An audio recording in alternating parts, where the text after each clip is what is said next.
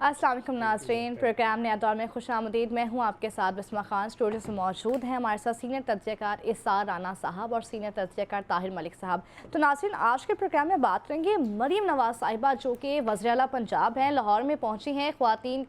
Police ख़वातीन के passing out parade थी, वर्दी पहन के पहुंची हैं पुलिस की, और काफ़ी जो हैं वो उस पर चामगोइयाँ हो रही हैं, इस पर बातचीत होगी। साथ ही साथ बात करेंगे कि बानी पीटीआई रिहा होने वाले हैं। कुछ पार्टी के लोग कहते हैं कि उनकी रिहाई जल्द पॉसिबल है, कुछ लोग कहते हैं कि अगर वो अंदर ही रहें तो इससे पार्टी को ज़्यादा फ़ायदा होगा। इस पर बात करेंगे। साथ ही साथ बात करेंगे कि चीफ जस्टिस ऑफ पाकिस्तान कह रहे हैं कि जजेस वाला जो मामला है वो मेरे से पहले का है और मैं जब से जज बना हूँ इस तरह की कोई मुदाखलत सामने आई। तो आगाज़ करते हैं सबसे पहले इसार साहब। इसार साहब, क्या समझते हैं आप, जैसे कि मरीम नवाज़ साहिबा जो हैं पहुँची हैं यूनिफॉर्म पहनकर, अभी अच्छी तो लग रही हैं, आप चूँकि हुस्न नज़र रखते हैं, क्या कहेंगे आप? नहीं, इसमें कोई शक नहीं। हाँ, वो तो रही थी माशाल्लाह, अल्लाह नजर बद से बचाए। बहुत वर्दी उन पे खिल रही थी, बड़ी प्यारी लग रही थी और बड़ी अच्छी बात है। मैंने मलिक साहब ये जो आज की उन्होंने यूनिफॉर्म पहनी है ना, जी जी जी, तो इस पे ज़रा थोड़ा सा मैंने कहा, ये जो यूनिफॉर्म के आपको पता है हर यूनिफॉर्म की अपनी एक मैसेज होता है। जी जी, बिल्कुल दुरुस्त। तो मैंने पढ़ा कि जिनके जो कैप पहनते हैं अफसर ना, वो ग्रेड 20 के पुलिस ऑफिसर्स होते हैं। अच्छा अच्छा, मुझे नहीं पता था सचमुच। अच्छा, फिर जिसके हाथ में स्टिक होती है ना, वो ग्रेड मेरा ख्याल 19 के ऑफिसर्स के हाथ में स्टिक होती है। ये वही है जिसको हम डंडा बोलते हैं। जी जी। अच्छा, दिलचस्प बात यह है कि जो लेडी कांस्टेबल्स हैं उनको ये हुक्म है कि आपकी जो पैंट है वो जूतों के अंदर होगी। अच्छा, तो वो भी अंदर थी, यानी 3 in 1 आज एक मुजाहरा हुआ जिसमें हमने आईजी और फिर डीआईजी और लेडी कांस्टेबल तीनों चीज़ों को देखा और नो डाउट कि वो बहुत खूबसूरत लग रही थी। अल्लाह ताला उन्हें नज़र बद से बचाए और एक अच्छा जेस्चर था वो। मलिक साहब, एक पुलिस वाला था, उसने कभी किसी अफसर पे एहसान कर दिया, तो जब वो अफसर बना ना आईजी, अच्छा, तो उसने उसका यार उसे ढूंढ के लाओ, उसने मुझ पे एहसान किया था। वो आ गया, उन्होंने कहा तुमने मुझ पे एहसान किया था तो मैं तुमसे बड़ा खुश हूँ, मैंने तुम्हें एसपी सिटी लगा दिया है। वाह। तो वो उसने सलूट मारा, खड़ा रहा। तो उन्होंने कहा कि क्या हुआ, और कुछ चाहिए? कहता जी। कहते क्या चाहिए? कहते जी मुझे साथ SHO टिब्बी थाना भी लगा दो। तो बंदा वजीर आला और फिर वो पुलिस वाला भी। सारे तो मतलब हम जैसे भी, तो टिब्बी थाने में क्या वजह थी उसकी SHO होने की? हर बंदे की एक अप्रोच होती है ना। SHO उसकी नज़र में बहुत बड़ा होता है। उन्होंने कहा SP क्या चीज़ है, थाना SHO ये। तो मरियम साहिबा वजीर आला हैं, लेकिन उन्हें भी अगर शौक है, वैसे मियां नवाज शरीफ साहब ने भी पुलिस की वर्दी में तस्वीरें खिंचाई थी और वो उसका कंपैरिजन भी सोशल मीडिया प्लेटफॉर्म पे काफी है। तो ये कंटिन्यूटी है और वर्दी से तो हम बहुत मोहब्बत करते हैं, हमारे सियासतदान बहुत ही करते हैं। मैं आपको एक बात बताऊं, इससे पुलिस का मोराल बुलंद होगा और मेरी तजवीज़ ये कि मरियम साहिबा चाहे एक सिंबॉलिकली ना 52 नगर पुलिस स्टेशन के भी इंचार्ज बन जाए, ठीक है ना, तो मैं समझता हूँ कि एक अच्छी रवायत बन जाएगी। अच्छी अप्रोच है इसार साहब। तो ये पुलिस का मोराल और बुलंद हो जाएगा। वैसे आपस की बात ये है कि मैंने चूंकि वो देखी, तो फिर मैं कुछ दोस्तों से बात भी की, तो उन्होंने कहा कि कोई सिविलियन चाहे जितना मर्जी बड़ा ओहदेदार क्यों ना हो, वो पुलिस की वर्दी नहीं पहन सकता। अच्छा, ये कानून की खिलाफ वर्जी है और इस पे मेरे ख्याल एक दरखास्त भी आ गई है पर्चे की। तो ये कानून की खिलाफ वर्जी है, लेकिन वो बादशाह हैं और वो जो चाहे कर सकते हैं। और फिर इंसान को अपनी ख्वाहिशें पूरी करनी चाहिए मलिक साहब, हर कीमत के ऊपर।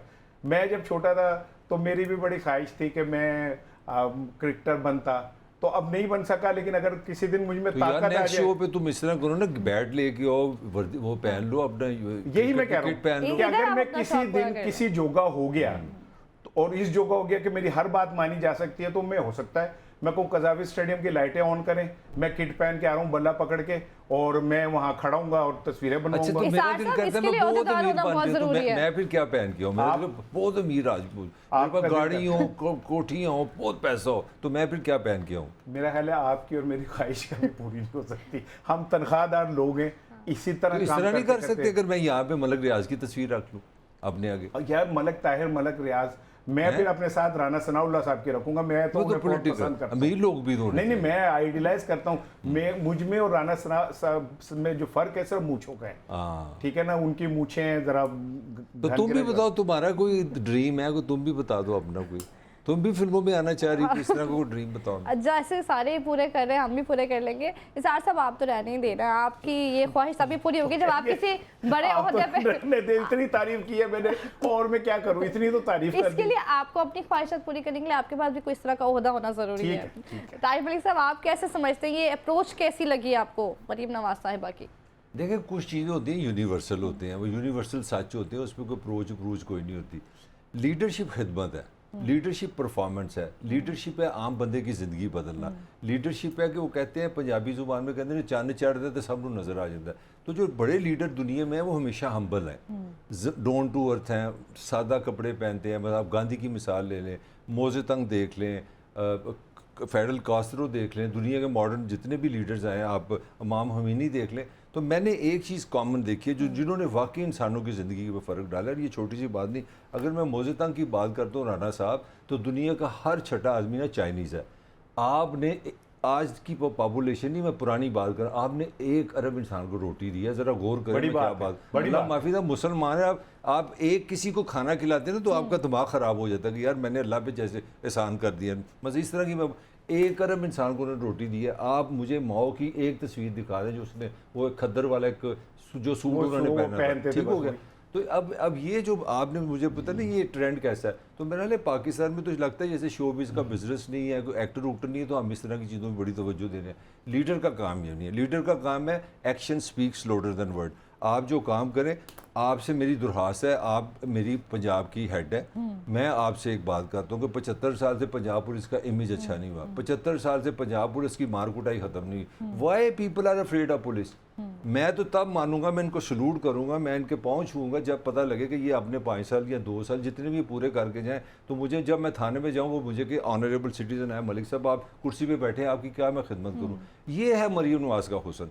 मरियम नवाज़ का हुस्न ये कि यहाँ ट्रैफिक जाम ना हो, ये है मरियम नवाज़ की ब्यूटीफुल अदाब जो जिस पर मुझे सलाम करना है। आप जो करने आई हैं आप और देखें, एक और चीज़ बड़ी अहम है, हमने बहसों में हर चीज़ उलझा दी है।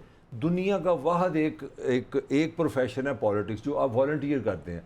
मैं यहाँ तरह के लिए बैठा हूँ, नबियों वाला काम है। आप जब कहते हैं ना मैं सियासत करता हूँ, करप्शन अपनी जगह, मगर यार आप खिदमत की बात कर रहे हैं ना, वॉलंटियर है, आपने रजा कराना तौर पे किया। तो मैं समझता हूँ फिर अगर उन्होंने ये करना है तो ठीक है, अगर GHQ जाए तो फिर फौज की यूनिफॉर्म पहन जाए। ठहरे मैं ज़रा एक बात कर लूँ, अगर GHQ जाए तो वो पहन ले, अगर किसी होटल में अगर परफॉर्म करने जाए तो फिर वहाँ के खाने वालों के पैसे पर, अगर हॉकी टीम के लिए आप जाके इनाम देने जा रही हैं तो फिर हॉकी का मतलब ये I don't agree with this.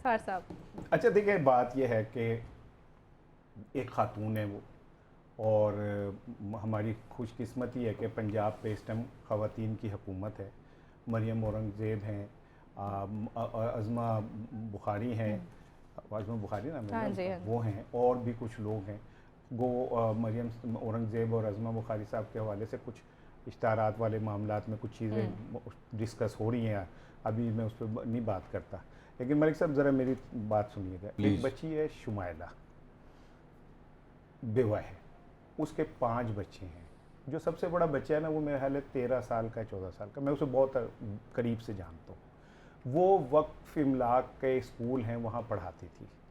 89 days का उसको मिलता है, वो 3 माह का कॉन्ट्रैक्ट देते हैं। वो पिछले 2-3 साल से 3 माह के कॉन्ट्रैक्ट पे। आज वो बच्ची ने मुझे फ़ोन किया, धाड़े मार मार के रो रही थी कि उसे निकाल दिया। अच्छा, जॉब का कॉन्ट्रैक्ट ख़त्म। अच्छा, ठीक है। इस मुल्क का अलमिया क्या है? एक तरफ मरियम साहिबा हैं, बेहतरीन महंगी तरीन वो वर्दी थी। जब वो ये वर्दी कोई ऐसे तो नहीं हुई कि उन्होंने जाके कहा होगा एक वर्दी दें, पहन ली होगी। टेलर आया होगा, नाप लिया होगा, कपड़ा सिलेक्ट हुआ होगा, फिर डिज़ाइन ये वो सारा कुछ। एक तरफ कौम की एक बच्ची है जिसके 5 बच्चे हैं, वो बेवा है, यतीम है, मस्कीन भी है, उसके माँ बाप भी नहीं है। उसको आपने बस एक यकजुमिश कलम निकाल दिया। क्या फर्क है? इस सोसाइटी में हम कहाँ जिंदा हैं? एक तरफ एक है जिनकी खूबसूरती खत्म नहीं हो रही, आप मुझे कह रही हो खूबसूरती कैसी थी। एक तरफ वो बदसूरत लड़की है जिसको अब जीने का कोई समझ नहीं आएगी कि वो कैसे जिंदा तो है। रहेगी।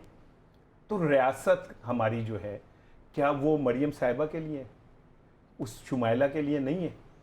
उस शुमाइला का कोई हक नहीं इस रियासत के ऊपर। पूरी कौम आज सिर्फ उसके पास एक है, कौमी असेंबली में भी मरियम साहिबा ने पुलिस की वर्दी पहन ली, मरियम साहिबा ने ऐसे कर लिया।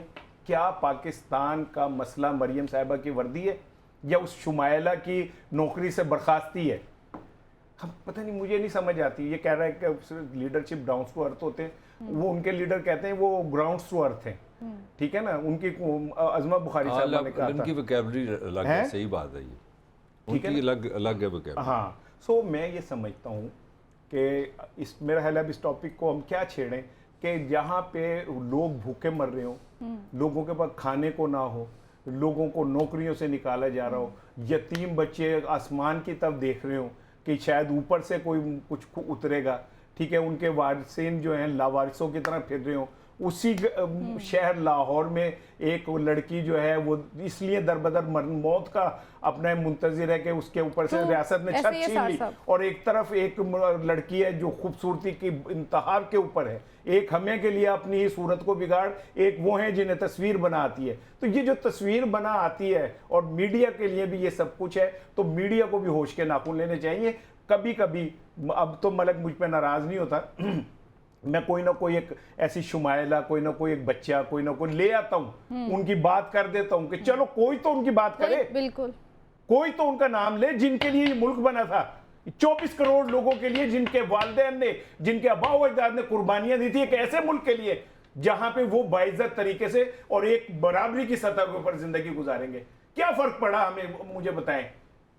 वो गोरे गए, ब्राउन लोग आ गए, ब्राउन साहिबान ने आके हम पे कब्जा कर लिया, और आज हम वहीं पे खड़े, वहीं पे हैं, सब कुछ वैसे ही है। सो मैं ये समझता हूँ कि मरियम साहिबा की वर्दी बहुत खूबसूरत थी, और वो माशाल्लाह बहुत प्यारी लग रही थी, लेकिन कोई इस ये रियासत में मलक समेत सब लोग शुमाइला की बदसूरती पे भी बात करें। ताहिर मलिक साहब, इसार साहब बात तो बिल्कुल दुरुस्त कर रहे हैं। हमारे पॉलिटिशियंस को अपनी खूबसूरती और अपने पहनावे से निकल के भी आवाम का सोचना चाहिए। कानून की नज़र से देखें तो इस इकदाम को कितना दुरुस्त समझते हैं? कानून तो इजाज़त नहीं देता। देखिए सिंपल है, एक सिटीज़न है, ठीक है, वो पंजाब की हुक्मरान है, वो उनकी अच्छा पुलिस की हेड है, वो she is the chief executive of Punjab. मगर इसका ये मतलब नहीं है कि मतलब यूनिफॉर्म आप पहने। सो ये लॉ इज़ लॉ, ये एक रियासत की इलामत है। पुलिस जो है वो रियासत का एक डिपार्टमेंट है। मेरे ख्याल में मैं तो इसके, मैंने तो पहले आपसे बात की है, जो कोई लीडरशिप का यूनिवर्सल जो लॉ है वो यही है कि आपकी परफॉर्मेंस बोलती है। पंजाब पुलिस कितना बड़ा एक सिंबल है। मैं क्योंकि मैं तो पैदा पंजाबी हूँ, यहीं पे रहता हूँ, मतलब कोई ये कि दूसरे सूबे को अल्लाह करे उनकी भी पुलिस इससे भी अच्छी हो जाए, मगर पंजाब पुलिस अपने इमेज में 76 साल हो गए, अब उसका इमेज अच्छा नहीं हुआ। मार कुटाई, पकड़ लेना, रिश्वत लेना, जुल्म करना, तशद्दुद करना, ये है वो असल वर्दी, ये है असल खूबसूरती। और राना साहब, मैं आपकी बात को कोई चैलेंज नहीं कर रहा, बदतमीजी नहीं कर रहा। रियासत के लिए कोई खूबसूरत नहीं होता, कोई बासूरत नहीं होता, कोई मर्द नहीं होता, कोई औरत नहीं होती, ये अल्लाह ताला का काम है। अब ये मैं कहूँ कि मेरी हाइट ज़्यादा तो मेरी तरह बता दो, ये क्या पॉइंट हुआ? तो खूबसूरती बासूरती ये ह्यूमन कॉन्सेप्ट है। रियासत अंधी होती है, कानून अंधा होता है, तो ये कोई पॉइंट नहीं है कि कौन यूनिफॉर्म में अच्छा लगता है, कौन अच्छी नहीं लगता। हाँ, अगर ये इस तरह का करना है तो फिर ठीक है, इंडियन फिल्में हम डिस्कस करते हैं, कौन सा हीरो जज बन के प्यारा लगता है, कौन सी हीरोइन जो है डॉक्टर बन के अच्छी बनती है। No, you are talking the service, you are talking to serving to human beings, उसमें कोई लुक स्किन की बात नहीं बनती। और फिर दूसरी बात यह, एक मिनट ठहरें, अगर आपने किसी की खिदमत करनी है ना, तो इस तरह कैमरों को इर्द गिर्द घुमा के और जेस्चर दे के और वो करके नहीं होती। आई वॉश ना करें। आप अभी तक नहीं सीखे कि कौम ने आपको रिजेक्ट कर दिया आपकी इन बातों की वजह से। कौम कहती है कि वो लोग लाओ जो ओरिजिनल हो, ठीक है ना। आप ये टिकटॉक, कैमरे, तस्वीरें, इस तरह के जेस्चर, ये 1990 नहीं है, ये 2024 है। ये आर्टिफिशियल इंटेलिजेंस का दौर है। इसमें आप 1990 वाले टैक्टिस से कुछ नहीं कर सकते। दुनिया बहुत आगे चली गई है। आपको ही समझना होगा। आप कौम की खिदमत करना चाहते हैं तो फिर आप साबित करें कि आप कौम की खिदमत करना चाह रहे हैं। आई एम सॉरी टू से, शायद मैं कोई बिल्कुल हटके वो दे रहा हूं कि जब सबने एक पत्थर बांधा हुआ था ना, तो आका नामदार सल्लल्लाहु अलैहि वसल्लम ने 2 पत्थर पेट पे बांधे हुए थे। लीडरशिप किसी और चीज का नाम है। ये माओ तुंग की बात कर रहे हैं ना, माओ तुंग वो जब मार्च लेके निकल रहे थे तो कौन सा दरियाए जर्द है या क्या नाम है उसका, तो उन्होंने कहा, लोगों ने कहा कि यहाँ पे ऑफ सीजन था कि जब पानी आता है ना तो ये सर माओ तुंग को कहा कि यहाँ पे हजारों लोगों को मार के चला जाता है, ये पानी बाहर पूरा शहर डूब जाता है। माओ तुंग ने बेलचा उठाया और एक जुमला तारीखी कहा कि ए दरियाए जर्द, अगले साल जब तू आएगा ना, तू अगर इन किनारों को छू भी गया तो मैं तुझे मानूंगा। He started work. तो उनकी देखा देखी लाखों लोग जो थे वो आगे उन्होंने खोदना शुरू किया, और अगले साल जब सैलाब आया तो वो सैलाब माओ तुंग के मुताबिक वो किनारों को भी नहीं छू सका। This is what the leadership. आप टोपियां पहन के तस्वीरें खिंचा के आप समझते आप लीडर बन गए। लोग भूखे मर रहे हैं पंजाब में, लोगों के पास खाना नहीं। आज ही बहन भाई पुलिस वो घर के बाहर डाकुओं ने कत्ल कर दिए। आज दहलीज के ऊपर पुलिस को तुमने अपने पीछे खड़ा करके तस्वीरें बनाने पे लगा दिया। लोग बेआसरा फिर रहे। माओ की एक और बात है, ऑथेंटिक नहीं है, मतलब सुनी सुनाई बात है। मैं बड़ा इम्प्रेस हुआ कि वो लॉन्ग मार्च का, जो हमारे यहाँ तो लॉन्ग मार्च होते हैं ना कि कहीं से एक जगह से फ़ोन आता है, चल काका लॉन्ग मार्च कर, तो हम सारे टॉक से शुरू करते हैं। लॉन्ग मार्च लगता है तो खारिया में ख़त्म हो गया, गुजरात में ख़त्म हो सॉरी एक जुमला मैं आपको दे रहा हूँ आप कि जो लॉन्ग मार्च करने वाले होते हैं उनकी गाड़ियाँ डबल कैबन जो पूरी AC होती है और वो अंदर बैठे होते हैं। ठीक, सही बात है। तो मैं लॉन्ग मार्च की आपको बात बता रहा हूँ कि वो पूरा एक खिते से समझ लें, चाइना पाकिस्तान जो 20-25 गुना बड़ा होगा, तो आपने एक साइड से दूसरी से, और सालों साल रहा है ये। वो पाकिस्तानी लॉन्ग मार्च नहीं है कि यार कोई अल्लाह करे वो फोन आ जाए तो जान छूट जाए। ये लॉन्ग मार्च जेन्युइन था पूरा। कई लोग मरे रास्ते में सुनने में आया कि एक जगह आके ना माओ को किसी ने बताया कि जनाब खबर आ गई कि आपका बेटा मर गया, and he was leading the march. अब कहते हैं कि ये उसने कुछ नहीं कहा, खड़ा हुआ है खामोशी के साथ, जेब से उसने सिगरेट निकाला है, और आप लगाने कितना टाइम लगता है, 1 मिनट 2 मिनट 3 मिनट सिगरेट पीते हैं। वहाँ उसने कोई बात नहीं कही, कोई रोया नहीं, कोई दुख नहीं का इजहार नहीं किया, सिगरेट पिया अपने बेटे की याद में, फेंका तो पता क्या कहता है, लेट्स गो, चलो। यानी कि अपनी सके बेटे के गम को उसने कहा ये मेरी जात का मसला है। नहीं मैं सब अगर इजाजत दें, ये इस तरह के लोग हैं। इजाजत दें, अभी ये रिसेंटली इस्माइल हानिया हमास के जो सरबराह हैं उनके बेटे उनके पोते मार दिए, ठीक है। तो क्या वो उसने वो चला गया, वो अगले दिन इमामत करा रहे थे, अगले दिन वो क्या नाम है मस्जिद में खड़े होकर इमामत करा रहे थे। लीडरशिप यूनिफॉर्म बड़ी बड़ी खूबसूरत सिलवा के और 6-6 कैमरे आगे पीछे लगवा के, लाइटें लगवा के, स्कूल में जाके वहां पे बर्गर और वो दे के, वो जो पाक कौम ने जिसका बाइकआउट किया हुआ, नाम नहीं लेना चाह रहा, वो दे के आप समझते आप लीडर हो गए। आपके अब्बू ने आपको आगे कर दिया, आप लीडर हो गए।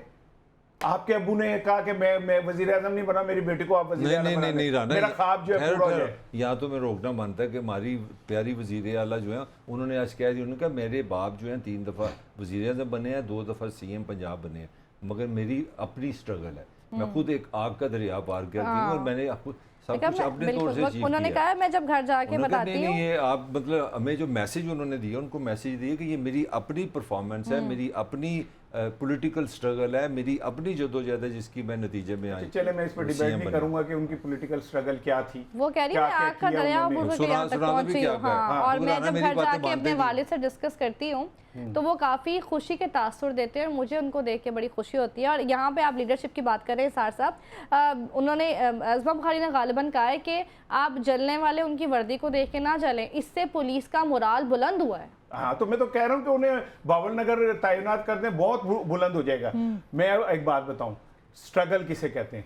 स्ट्रगल पाकिस्तान में खवातीन की देखनी है तो मोहतरमा बेनज़ीर भुट्टो की देखें, छोटी सी उम्र में जो कुछ उनके साथ किया गया, ठीक है ना, उस वक्त के जो वो थे डिक्टेटर्स, उस नहती बच्ची को जिस तरह उन लोगों ने वो किया, किस बहादुरी से खड़ी हुई, अपने बाप की लाश को दफनाया, नहीं दफनाने दिया लेकिन उस ट्रमाइल से तो गुजरी, ठीक है। फिर जिस तरह जदोजहद की, जिस तरह उन्होंने सियासी तौर पे अपने आप को मनवाया, ठीक है। मैं पढ़ रहा था कौन राहू के नाम भूल गया मैं, उनके इंतकाल पे वो गई हैं तो नाहिद खान ने मुझे बात बताई कि वहां पे ना चरपाई थी ना कुछ, बेचारे गरीब से, तो वहां बड़ी परेशानी हो रही थी प्रोटोकॉल वालों को, तो बीबी जाके वो एक टूटी हुई चरपाई थी उस पर बैठ गई, तो बातें करके फातिहा के बाद उन्होंने कहा कि बीबी क्या हम आपको पेश करें, तो बीबी ने कहा मुझे पानी पिला दे, तो वो एक प्रोटोकॉल वाला भागा भागा गया मिनरल वो लेने। अच्छा। वो क्या कहते हैं, उनके घर वाले वो गिलास में पानी लाए, वो पानी वो था जो सिंध के लोग पीते, गदला पानी, ठीक है। बीबी ने वो गिलास लिया और पूरा पानी का गिलास पी लिया और पी के शुक्रिया अदा करके चले गए। लोग अपने करेक्टर से हीरो बनते हैं, ठीक है ना, टिकटॉक से नहीं बनते। बेनजीर भुट्टो बनना है तो बेनजीर भुट्टो की तरह पैरों में आंवले पर डालें। मोहतरमा नुसरत भुट्टो साहिबा का सर फटा था, 13 टांके आए थे। अपनी जवानी उन्होंने जेलों में, अब नजरबंदियों में गुजारी थी। उन्होंने बाहर आके ही नहीं कहता कि मैं फ्राई पैन से इस तरह करती थी, दुनिया दी नवी टेक्नोलॉजी ले आए असल। अच्छा, एक और भी मुझे लीडरशिप की बात जो फर्स्ट हैंड मैंने सुनी है, अकबर चौधरी हैं, मेरे बड़े अच्छे दोस्त हैं, वाशिंगटन डीसी में होते हैं और वो उनकी सर्विस, वो ट्रांसपोर्ट सर्विस प्रोवाइड करते हैं ऑफिशियली। अमेरिकन प्रेसिडेंट की मैं बात कर रहा हूँ, बिल क्लिंटन की। ये फर्स्ट हैंड में आपको मुझे अकबर चौधरी ने बताया। उसने बताया ये शायद 92 में आया बिल क्लिंटन और ये 2000 तक रहा है। राना साहब, इंसानी तारीख के ये जो 8 साल है ना, 1992 से लेकर 2000, अमेरिका ने दुनिया की रिकॉर्ड पैसा कमाया, आईटी का बूम आया। कहते हैं पूरी इंसानी तारीख में कोई रियासत इतनी अमीर नहीं हुई जितना अमेरिका है। उसके सदर की मैं बात कर रहा हूँ जो 1992 से लेकर 2000 तक सदर है। ये फर्स्ट हैंड में आपको वाकया सुनाने लगा, ये उसने मुझे बताया वाशिंगटन डीसी में। तो वो कहता है कि जनाब मैं जब गया ना, बिल क्लिंटन रिटायर हो गया 8 साल पूरे करके, तो वो न्यूयॉर्क गया, तो बैंक में गया, कहता है यार मैंने कर्जा लेना है, मैं मकान बनाना चाह रहा हूँ। तो बैंक ने पूछा आप कौन है? उसने कहा मैं अमेरिकन प्रेसिडेंट हूँ, बिल क्लिंटन। उसका हमेशा क्या, मुझे बताओ पैसे तुम्हारे पास कितने हैं? कहता है मेरे, उसने दोनों मियाँ बीवी ने जब पैसे इकट्ठे किए तो उनके पास पैसे ही नहीं थे। तो मुझे फर्स्ट हैंड उसने बताया कि then he came back to Washington DC. तो उसका एक दोस्त था, उसने गारंटी दी, तो वो मकान लेने के लिए जो बुनियादी पैसे थे उसके पास नहीं थे। मैं हैरान रह गया कि यार ये देखो, ये हम जिनको कहते हैं वो बड़े मतलब उनका कोई मोरालिटी नहीं है, बड़े पैसे परस्त लोग हैं। ये मैं आपको फर्स्ट हैंड बात फॉलो करते हैं ना तारीख में। ये वाकया मैं पल्ले से नहीं सुना रहा, आज वाकया नहीं सुनाने हैं सिर्फ, नहीं इन वाकयात से शायद लोगों को थोड़ी सी ना अच्छा एंटरटेनिंग काम है, ठीक है ना, वाकयात से शायद मिल जाए। अमेरिका का ही हम जिनको गालियां देते हैं, जिनको हम नफरत करते हैं ना, सुने एक अमेरिकी प्रेसिडेंट, ये क्या नाम है इसका, ये जो अब है बाइडन, इसके बेटे को कैंसर हो गया, उसका इलाज होना था, बाइडन के पास पैसे नहीं थे। मैं पल्ले से कोई कहानी नहीं सुना रहा ज़ैबुन्निसा की, सही है, ठीक है ना। उसने अपने यार को बार को मामा को कहा बुला के यार उसका कैंसर हो गया, इलाज करना। तो उसने कहा तेरे पास क्या है? उसने कहा मेरे पास तो कुछ नहीं, एक छोटा सा घर है। तो बार को मामा ने कहा मैंने किताब लिखी है, उसकी रॉयल्टी आ रही है, तो हम ये मिला के इसका इलाज कराते हैं। ये अमेरिकी प्रेसिडेंट है और एक साबिक है, एक तो मौजूदा था। आप तो कुत्ते वो खा रहे हैं जो इस कौम को नहीं मिल रहा, ठीक है। आपके तो जानवरों की वो मौजें हो रही हैं जो इस कौम के लोगों की नहीं हो रही। इसी कौम के अंदर एक शुमाइल है जो बेआसरा फिर रही है, इसी कौम में एक मरियम है जो जोन सी मर्जी वर्दी पहन के फिर रही है। यार आपने मतलब लीडरशिप को क्या मजाक बना दिए। पिछले दिनों वो स्क्वाड वाला वाकया भी तो पेश आया था ना इसार साहब, जब हाँ उसका भी कोई हासिल वसूल की वीडियो चल रही है जिसमें उन्होंने पुलिस वाले को तो नहीं नीचे दे दिया। ये तकब्बुर कब तक चलेगा? वो पुलिस वाला बेचारा जख्मी हो गया, मुझे उस पर बड़ा दुख हो रहा था। क्या कि एक मिनट ठहर जाए, अगर आपने जाना ही था ना तो आप उस पुलिस वाले के घर जाते जिसको खातून ने गाड़ी के गिरफ्तार हो गया, वो गिरफ्तार हो तो होना चाहिए, आज हो गया, होना चाहिए, आज वो खातून गिरफ्तार। इसार साहब यहीं से कंटिन्यू करेंगे, नाज़रीन यहीं से दोबारा शुरू करेंगे, यहाँ वक्त एक ब्रेक का साथ रहिएगा।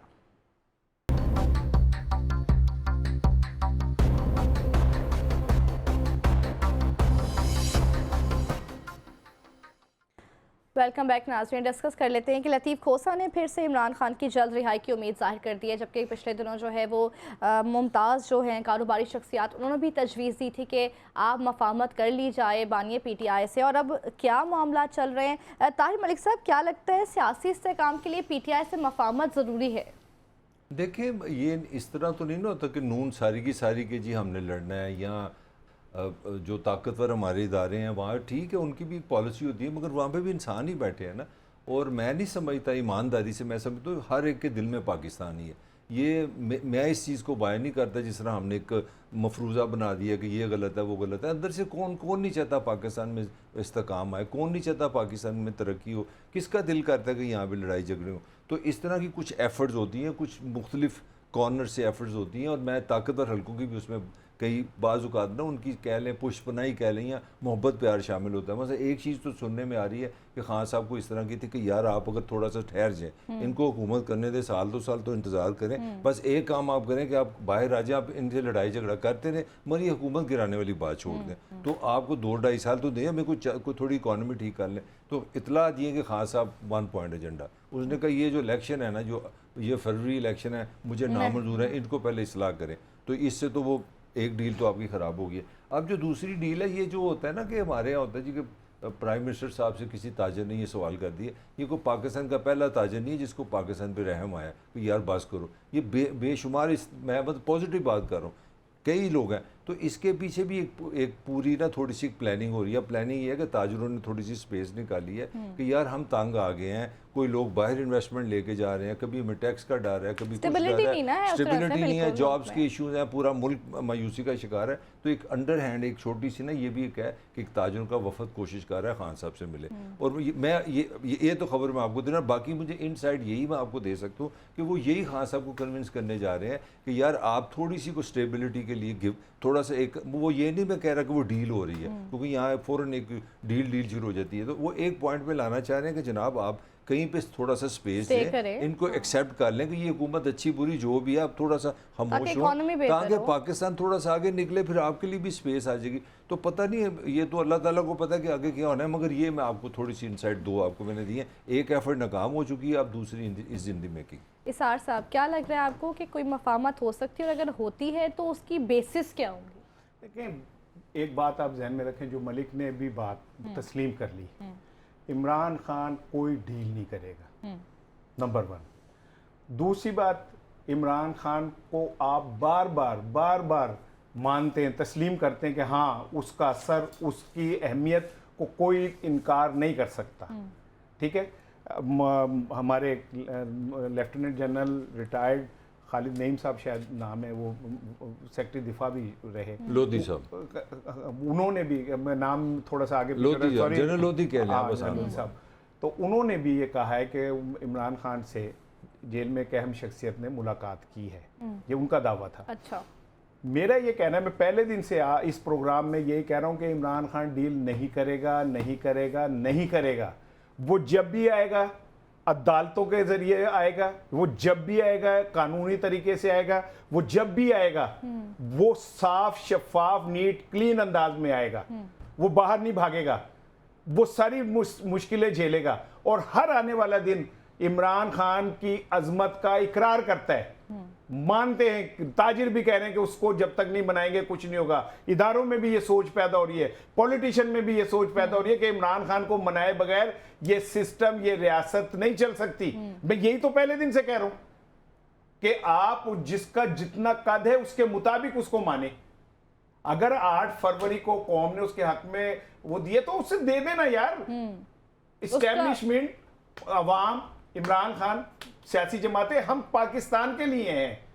और ये जो मलिक कह रहे हैं, मैं इस बात पे पूरा यकीन है कि हम सब पाकिस्तानी हैं और हम अपनी मट्टी से, धरती से मोहब्बत करते हैं।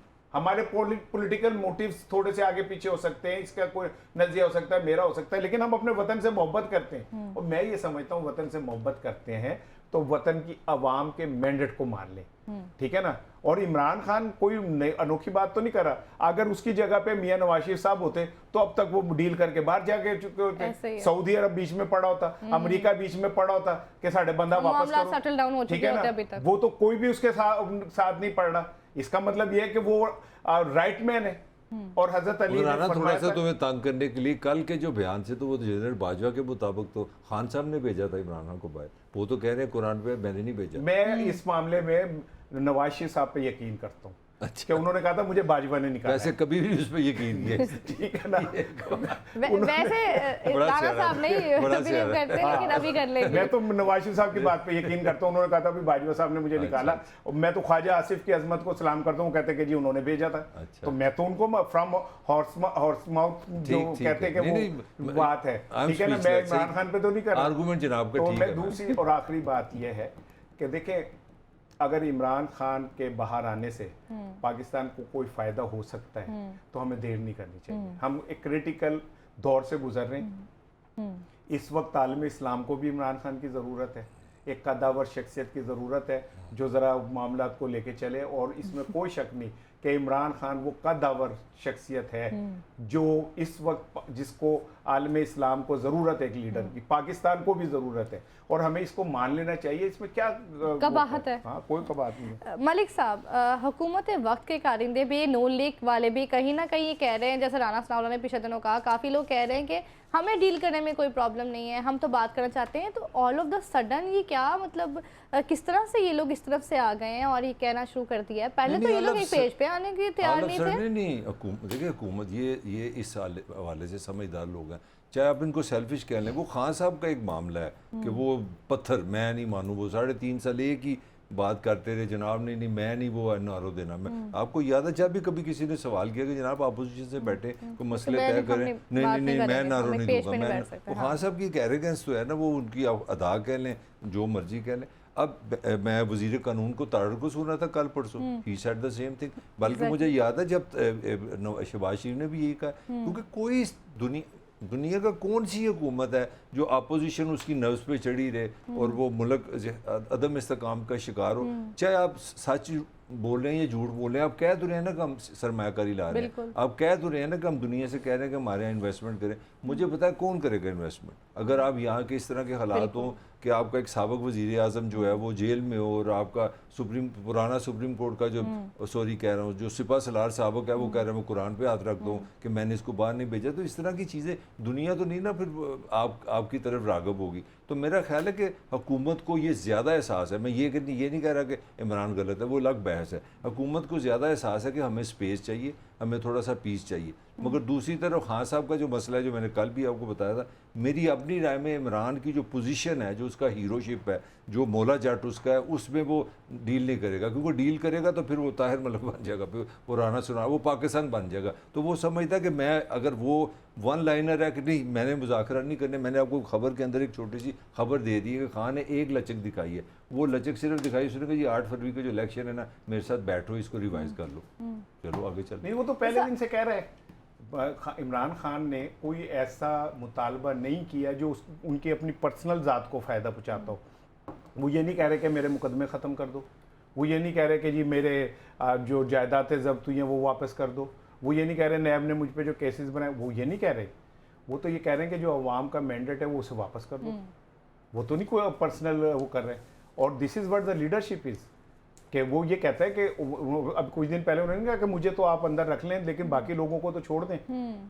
ठीक है ना, उन्होंने अपनी वैसे खतून अव्वल के बारे में उन्होंने कहा कि तो उनका मैं हिसाब लूंगा। भाई बात ये बेगम तो बेगम है ना यार, जनाब ने मैं नहीं उसमें इतराज करा, मैं तो आप जनाब को तंग कर रहा हूँ ना। जनाब ने फरमाया कि उन्होंने जाती कोई बात नहीं, उन्होंने अपनी बीवी के बारे में। इसमें भी खूबसूरती है अच्छा कि बंदा अपनी बीवी का एहतराम भी करे और उससे मोहब्बत भी करे।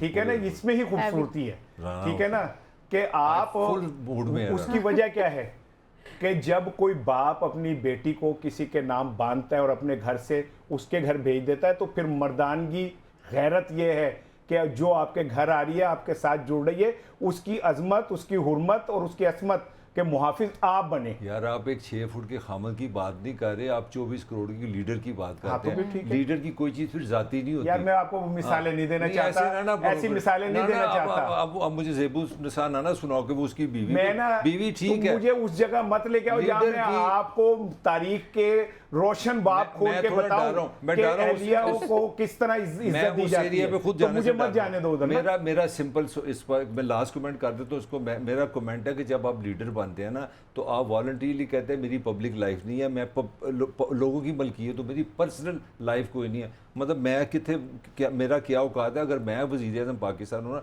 फिर मैं ताहिर मलिक नहीं हूँ, फिर मेरा बेटा वो मेरी ज़ाती ज़िंदगी है, मैं फिर पाकिस्तान की मलकियत हूँ। आप एक मिनट मुझे, फिर मैं पाकिस्तान की मलकियत हूँ, मैं पाकिस्तान की अवाम मेरी बेटी हैं, यहाँ की हर औरत मेरी। मैं ये नहीं कह रहा अपनी फैमिली को आप डाउन कर लें, मगर फिर आप इस तरह की बातें नहीं करते कि मैं पर्सनल अपनी बीवी के बारे में कमेंट करें। हाँ साहब जब जेल से अपने एक दफ़ा अदालत से आए थे तो आते ही उन्होंने सबसे पहले अपनी खतून अव्वल का ही जिक्र किया, हालांकि हज़ारों लोग पकड़े गए थे, हज़ारों पे ज़्यादती थी। तो लीडर की सोच डिफरेंट। बात यह है कि आप एक मीडिया की बेहतरीन मिसाल हैं जो सिर्फ वो चीज़ बोलना चाहती है जो इमरान खान के ख़िलाफ़ जाती है, वो चीज़ नहीं बोलना चाहती जो इमरान ने सच कहा होता है।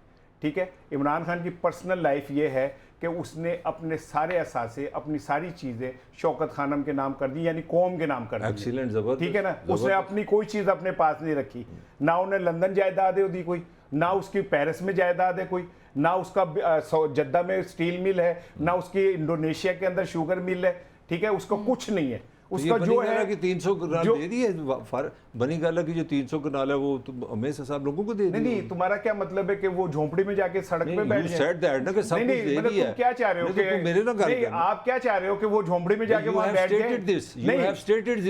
उसने अपना जो जितनी उसकी पर्सनल जायदाद है, चेक द रिकॉर्ड, उसने शौकत खानम के नाम कर दी है अपने बाद। अच्छी बात अपने है, बच्चों के नाम नहीं की है, ठीक है ना। ये आप चेक कर लेना। तो इससे बढ़ के और क्या है कि उसने, और फिर उसने तो अपनी सारी जिंदगी पाकिस्तान की अजमत पे लगा दी।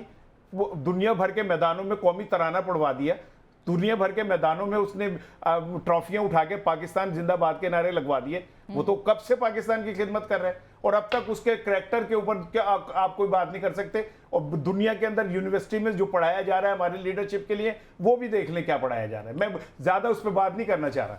मलिक साहब, लतीफ़ खोसा जैसे सीनियर बंदे जो एक पार्टी वर्कर भी हैं, पार्टी रहनुमा हैं और काफ़ी मुस्तनद हैं, उनकी बात तो कहीं ना कहीं मानी जानी जा सकती है। अगर वो कह रहे हैं कि उन्होंने उम्मीद जाहिर कर दी है जैसे कि बानी पीटीआई रिहा होने वाले, तो कहीं ना कहीं कोई ना कोई तो बैकडोर राब्ता चल ही रहा है। देखिए जी, जितनी हमारे पास मालूमात और ख़ासी स्ट्रॉन्ग किस्म के रेफरेंसेस हैं, अगर तो आप ये समझ रहे हैं कि वो जनाब अदालत से बाहर आ रहे हैं विदाउट एनी अंडरस्टैंडिंग, ये मैं सिस्टम की बात कर रहा हूँ, मैं इमरान खान पे इल्ज़ाम नहीं लगा रहा, नहीं ये मुमकिन नहीं है। अगर तो वो यहाँ तो कोई साइलेंट किस्म की अंडरस्टैंडिंग आप कर लें, जिस तरह मैंने आपको बताया कि एक ऑप्शन है कि आप करें, अपोजिशन करें, आप हुकूमत पे अटैक करें, जो मर्ज़ी करें, मगर अदम इस्तेकाम की तरफ मत जाएँ, लेट देम वर्क। तो आप अपना साल 2 साल इनको चलने दें, ये एक ऑप्शन है। मैं आपको कई दफ़ा इस कुर्सी पे कह चुका हूँ कि इस निज़ाम में आज तक जो फ़ैसला हुआ है वो फ़ैसला यही है कि इस हुकूमत के साथ आपकी इस्टेब्लिशमेंट इंटरनेशनल जो गेम चल रही है इन्वेस्टमेंट की, उस पर एक है, दे आर वन पेज। और उनका ख्याल है, आप अपना तनकीद ज़रूर कर सकते हैं, उनका ख्याल ये है कि इस वक्त हम सारे मिल के सबसे बड़ा जो मसला है वो पाकिस्तान की ब्लीडिंग है, मशीयत है, इसके लिए IMF से सेटल करना है। सऊदी अरब पे काम हो रहा है, चाइना पे काम हो रहा है, ईरान पे काम हो रहा है, इसमें इमरान खान कहीं नहीं है, ये मैं आपको खबर दे रहा हूँ। इसार साहब, अगर पाकिस्तान की स्टेबिलिटी के लिए इकॉनमिक पर्पस को भी अगर देखें, अगर फिर से जैसे कि आपने कहा कि एक ही वे आउट हो सकता है कि इमरान खान जो कह रहे हैं कि 8 फरवरी वाला जो इलेक्शन है उसको रिवाइज़ कर दिया जाए, जो अवाम का मैंडेट है उन्हें दे दिया जाए, अगर उस तरह से सूरत हाल निकलती है तो फिर मामलात किस तरह से मुल्क चलेगा, स्टेबिलिटी कैसे आएगी? तो अगर आवाम के मुस्तकबिल के लिए या अगर कोई ऐसी राह निकलती हो तो कहीं ना कहीं देखिए, मैं एक बात बानी पीटीआई को भी थोड़ा सा दुनिया में लचक दिखानी चाहिए। पूरी दुनिया में अमन आता है इंसाफ से। अगर आप बेइंसाफ़ी करें और चाहे अमन हो तो कभी नहीं हो सकता। मकबूजा कश्मीर हो, फ़लस्तीन हो, कहीं पे भी चले जाए, वहाँ बेइंसाफ़ी है तो अमन कायम नहीं हो रहा, ठीक है। ये बात तो पूरी दुनिया मानती है।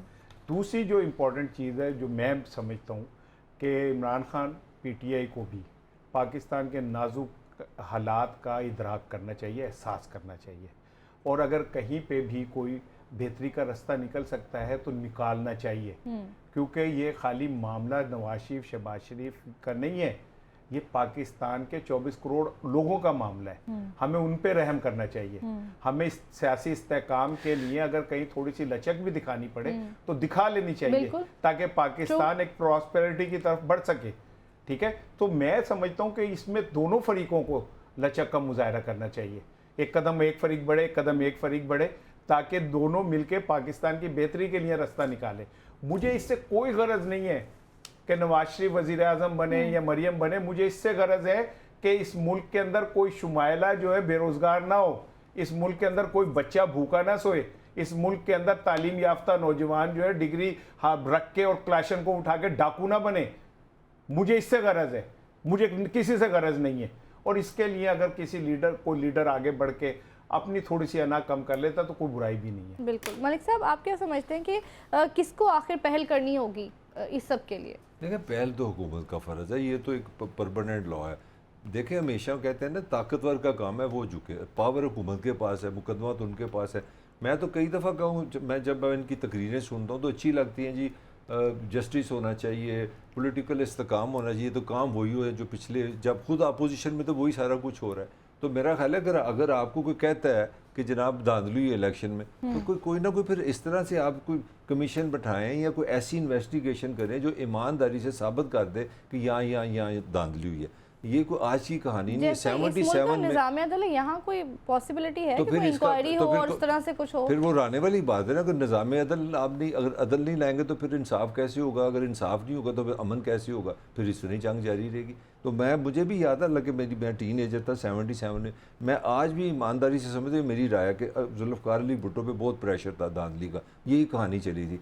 और मैं मतलब मेरे पास कोई इतनी कोई साइंटिफिक बात नहीं, एज ए इंसान मैं बात करूँ, बच्चा था, यंग बच्चा था मैं, तो मेरा ख्याल है कि अगर भुट्टो 10 दफ़ा भी इलेक्शन कराता ना 77 में, उसके बाद तहरीक में सवाल ही पैदा नहीं होता, भुट्टो हार जाता। इतना पॉपुलर था वो पंजाब में, सिंध में। मगर एवं एक अना बना ली कि नहीं इलेक्शन नहीं कराने, तो फिर जनरल ज़िया बड़ा सियारा था, आराम से सिगरेट लगा के बैठा उधर का नहीं। अब मैं इसमें अर्ज करूं मलिक साहब, तो बात मतलब मैं पॉपुलैरिटी में मानता हूं, मैं सपोर्ट कर रहा हूं भुट्टो के। भुट्टो साहब ने जब मुज़ाकरात हुए और वो जो 24 या 26 सीटें थी जिन पे अपोजिशन कौमी इत्तेहाद का पीएनए का ये कहना था कि धांधली, भुट्टो साहब ने कहा कि जी वहाँ पे हम दोबारा इलेक्शन करा देते। लेकिन चूंकि अमेरिका ने भुट्टो साहब को हटाना था और अमेरिका ने अपने टूल्स के जरिए पाकिस्तान में अदम इस्तेहकाम लाना था, और कहा जाता है कि बोरियों में डॉलर आए थे उस दौर में भुट्टो साहब के खिलाफ कैंपेन चलाने में। मैं तो क्या खुली बात करने का आदी हूँ, मैं लगी लिपटी बात नहीं करता। भुट्टो साहब के खिलाफ जिस तरह डॉलर इस्तेमाल किया अमेरिका ने, जिस तरह भुट्टो साहब के खिलाफ उसने अपने ताने बाने बुने, ठीक है, तो भुट्टो साहब ने तो कह दिया था कि 26 सीटों पे दोबारा इलेक्शन करा दें। अब वो लाइन कट गई, कौसर न्याजी की पढ़े जो बीच में शामिल थे और बाकी लोग जो वहां में शामिल थे, तो आपको पता चलेगा कि वो तो हल हो गया था। लेकिन भुट्टो साहब हल कर भी रहे थे, तब भी नहीं हल होना था। उसकी रीजन ये थी कि जो अमेरिका बहादुर पीछे बैठा था वो ये चाहता ही नहीं था कि भुट्टो साहब इक्तिदार में रहे, और उसने करके दिखा दिया। उसने वो कर दिया जो उसने भुट्टो साहब को धमकी दी थी। सो मैं, हालांकि भुट्टो साहब अगर एक जुमला, अगर भुट्टो साहब वो जो ये कह रहे 100 दफा इंतखाबात होते ना, तो इनमें से किसी की इतनी वो औकत नहीं थी कि भुट्टो साहब से जीत बिल्कुल। पाकिस्तान के अदम इस्तेहकाम के लिए जो है, इस्तेहकाम के लिए ज़रूरी है कि कोई ना कोई वे आउट निकाला जाए। हाज़रीन, ब्रेक के बाद हाजिर होते हैं।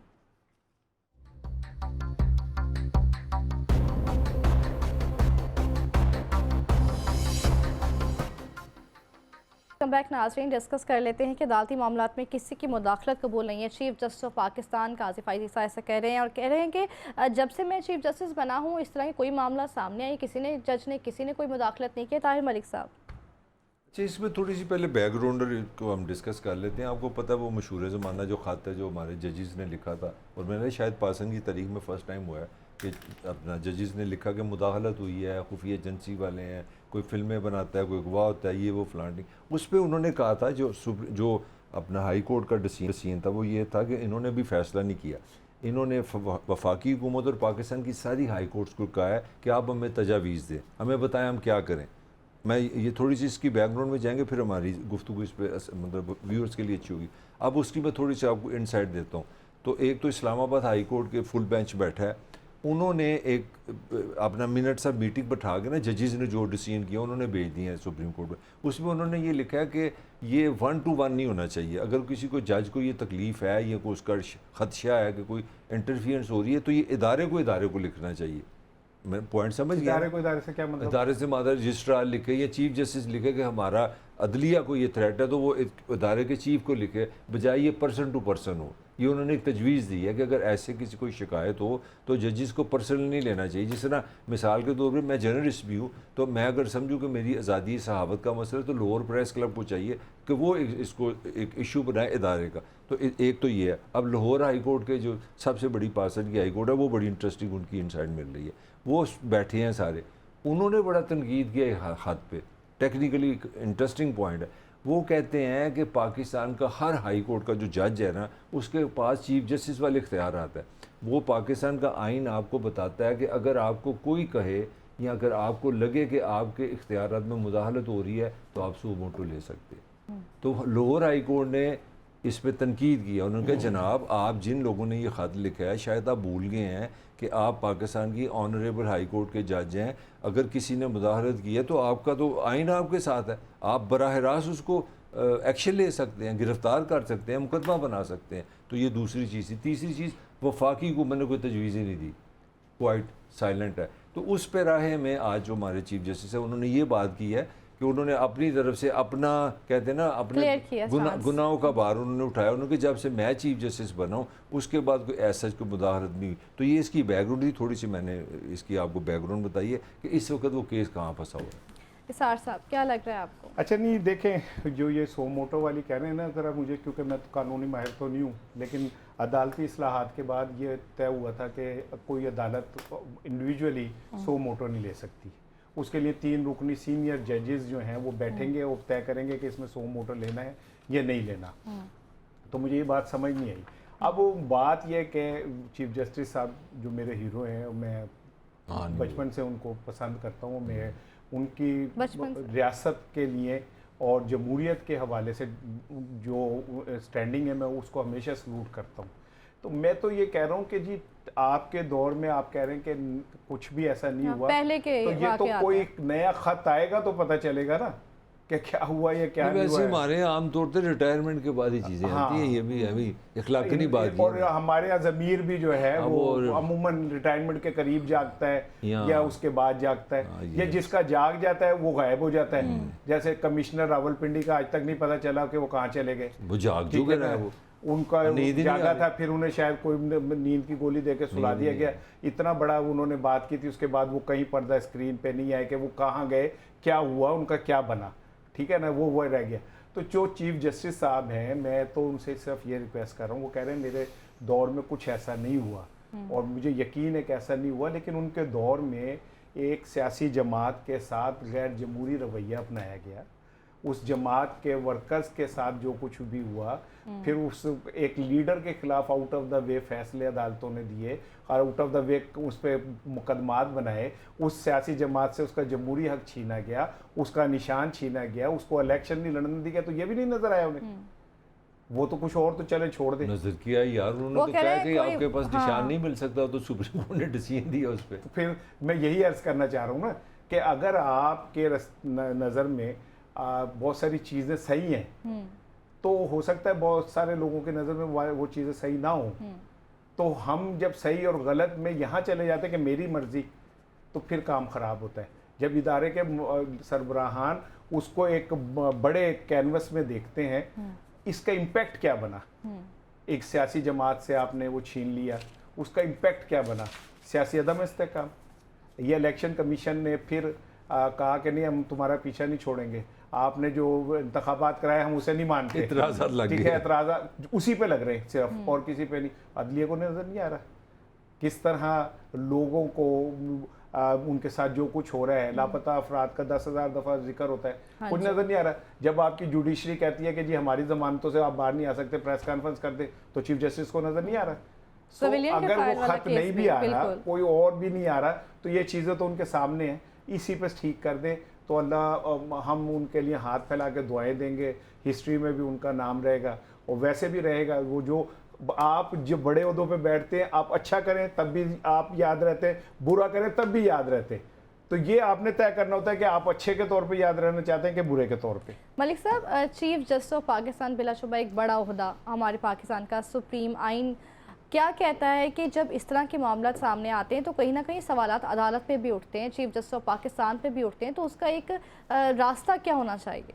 रास्ता कानून आइन जो लिखा हुआ है, क्योंकि मैं तो आपको बता रहा हूँ कि आपके आइन और कानून, लेकिन वो तो कहते हैं हम कोई मुदाखलत कबूल नहीं करते, जो भी अदालती वो तो कह रहे हैं, है। मैं तो कह रहा हूँ वो जजिस, बल्कि मैं तो वो आर्टिकल, अब वो मेरे याद नहीं है, आपका एक आर्टिकल कहता है कि कोई जज, वो जो सुओ मोटो वाली राना साहब ने बात की ना, तो वो सुओ मोटो है अपना ह्यूमन राइट्स पे होता है। ये सुओ मोटो वो वाला नहीं है कि आप कहीं जी किसी के साथ ज्यादती। ये है कि मेरी आप काम में, मैं एक जज हूँ, मेरे काम में मुदाखलत कर रहा है, ये सुओ मोटो से मुराद ये कि आप उस पर एक्शन ले सकते हैं। अच्छा, आई एम सॉरी एक जुमला और मैं कह दूं, ये हक तो एक कांस्टेबल को भी है। हाँ बिल्कुल सही है, ठीक है ना, तो ये आइन देता है ये ना? तो ये हक आइन दे रहा है कि कांस्टेबल के काम में भी अगर कोई मुदाखलत वो भी करे, स्टेट चाहे वो में जितना मर्जी डाटा हो, वो उस पर FIR काट सकता मगर है। मैं थोड़ी सी राने को सपोर्ट कर दूं, आज अच्छा दिन है, लास्ट डे में हम वैसे ही दोस्त हो जाते हैं, तो वो मुझे याद है कि हमारे एक जज है, मैं एग्जैक्टली नाम नहीं लेता, उन्होंने तो वहाँ पे ये भी कहा था कि यार भाई जाके प्रेस कॉन्फ्रेंस कर लो, मेरे पास क्या करने आए हो। हाँ, मैं वो कह रहा हूँ ना कि फिर क्या ये भी नहीं किसी को नजर आ रहा कि अदालतें 10,000 दफा जमानत देती हैं और वो बंदा रिहा नहीं होता। आप कमिश्नर वो कौन था IG नहीं बदलवा सके जब आपने हुक्म दे दिया, फिर उसके बाद आप कमिश्नर रावलपिंडी था, उसके हवाले से जो आपके अहकामात थे उनकी कोई 10,000 अहकामात आपके इदारों ने मानने से इनकार कर दिया, सब छोड़ दें।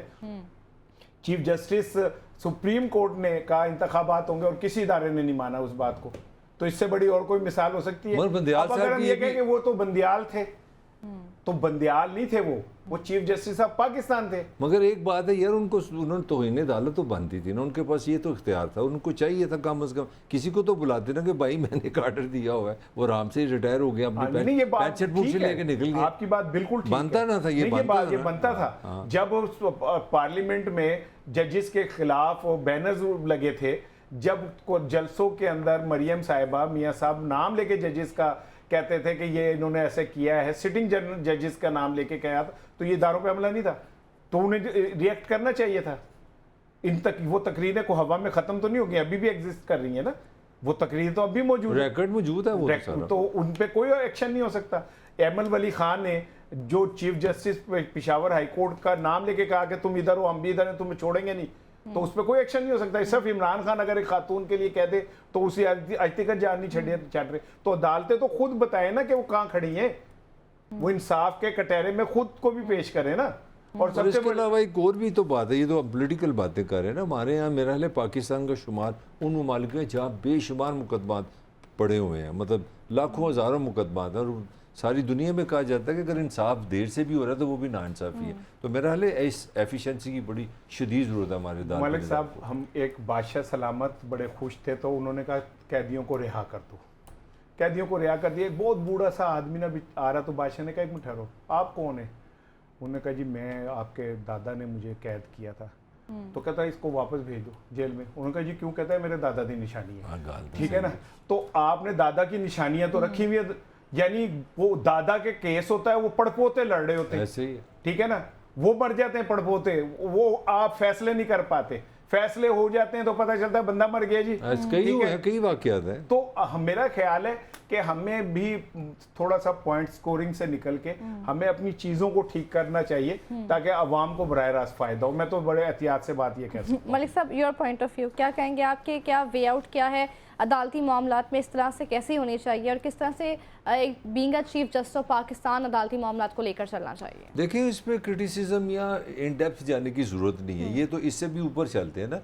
रियासत का जो सारा ओवरऑल आइन क्या है, आइन कोई मतलब वो मैं गलत अल्फाज नहीं, रूहानी चीज़ नहीं है। आइन से मुराद है कि मैंने वोट डाला, मेरे नुमाइंदों ने 73 में असेंबली में गए, उन्होंने मिलकर ना एक रूल्स बना दिए कि हम मुल्क किस तरह चलाएंगे, उसको आप कानून बोलते हैं, आइन और कानून के तहत। मैं कहता हूँ अदालतों को छोड़ दें आप, आपकी ब्यूरोक्रेसी, आपकी एस्टेब्लिशमेंट, आपके सारे इदारे जो हैं, इवन ये जो फ्रीडम ऑफ एक्सप्रेशन है, ये मुझे किसी वजीर ने नहीं देनी, ये भी मेरे आइन ने देनी है। तो मेरा बिल्कुल सिंपल सा जवाब है, आप आइन और कानून को सामने रख लें और आंखें बंद कर लें। आइन और कानून की बालादस्ती बहुत ज़रूरी है ताकि आवाम तला हो सके। नाज़रीन, कल हाजिर होंगे इंशाल्लाह नेक्स्ट वीक, तब तक के लिए अल्लाह हाफिज़।